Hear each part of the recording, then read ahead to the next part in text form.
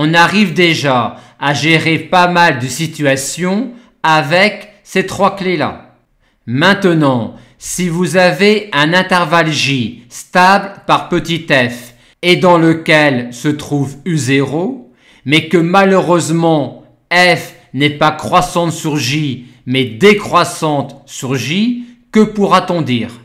On pourra alors appliquer cette clé-là, mais avec G égale f rond f, vu que G est alors croissante sur J, et c'est par la fonction G que l'on peut passer de U2n à U2n plus 2 et de U2n plus 1 à U2n plus 3.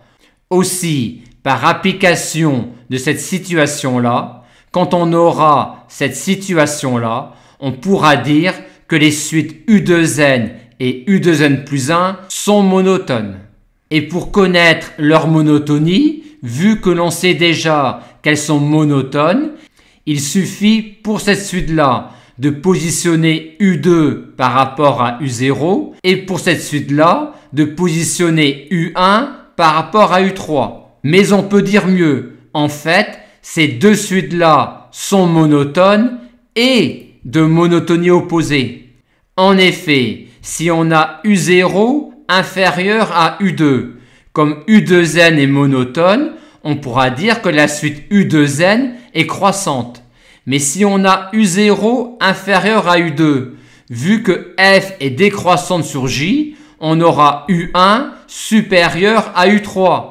Et comme U2n plus 1 est monotone, on pourra dire que U2n plus 1 est décroissante. Notons enfin que les limites éventuelles des suites U2n et U2n plus 1 ne sont pas les points fixes de f. En effet, ce n'est pas par f que l'on passe de U2n à U2n plus 2, mais par G, et de même de U2n plus 1 à U2n plus 3. Par conséquent, les limites éventuelles des suites U2n et U2n plus 1 seront des points fixes de G.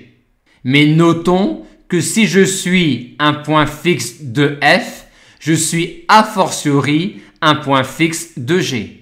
Mais il peut arriver que l'on puisse ou que l'on ait besoin de localiser plus précisément les termes U2n et les termes U2n plus 1. Pour cela, si vous avez un sous-intervalle J1 de J, dans lequel est U0, tel que J1 est envoyé par f sur un intervalle J2, qui lui est renvoyé dans J1 par f, c'est-à-dire un intervalle J1 dans lequel est U0 et tel que J1 soit stable par G égale f rond f. Vous pourrez alors dire que tous les termes U2n sont dans cet intervalle J1. De même avec U2n plus 1 en remplaçant U0 par U1. Ici, si on prend comme intervalle J le segment 1,5, 1, on a U0 qui est dans J, on a f qui est décroissante sur J. On peut donc en déduire que tous les termes un de la suite resteront dans J et que les suites U2n et U2n plus 1 seront de monotonie opposée. Et comme U2 moins U0 est positif, on en déduit que la suite U2n est croissante et que la suite U2n plus 1 est décroissante. Et comme ces deux suites-là sont bornées, on peut en déduire que les suites U2n et U2n plus 1 convergent. Et convergent vers qui? Et convergent non vers un point fixe de f, mais vers un point fixe de f rond f, que nous avons représenté ici. Et comme point fixe de f rond f, on retrouvera les points fixes de f, mais pas que. Aussi, quand on écrira f rond f de x moins x, on aura un polynôme de degré 4 dans lequel on est sûr qu'il y a en facteur ce polynôme-là, dont les racines sont les points fixes de f, ce qui nous permettra par factorisation d'en déduire les deux autres points fixes de f rond f. On en déduit donc que les limites des suites U2n et U2n plus 1 sont l'une de ces trois valeur-là. Et on va enfin montrer que la suite U2N comme la suite U2N plus 1 convergent toutes les deux vers ce point-là. Il suffit pour cela d'affiner la localisation des termes U2N et des termes U2N plus 1.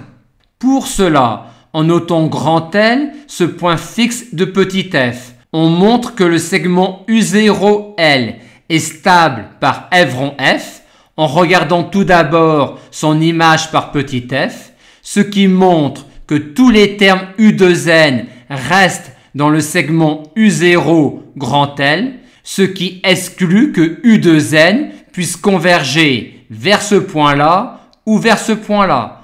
On en déduit donc que U2N converge vers grand L. De même, on montre que le segment LU1 est stable par f rond f, ce qui montre que tous les termes U2N plus 1 vont rester dans le segment LU1, ce qui exclut que la suite U2N plus 1 puisse converger vers ce point-là ou vers ce point-là. On en déduit donc que la suite U2N plus 1 converge également vers grand L. En conclusion, les suites U2N et U2N plus 1 convergent toutes deux vers ce point fixe-là de petit f, ce qui montre que la suite UN converge et converge vers grand L.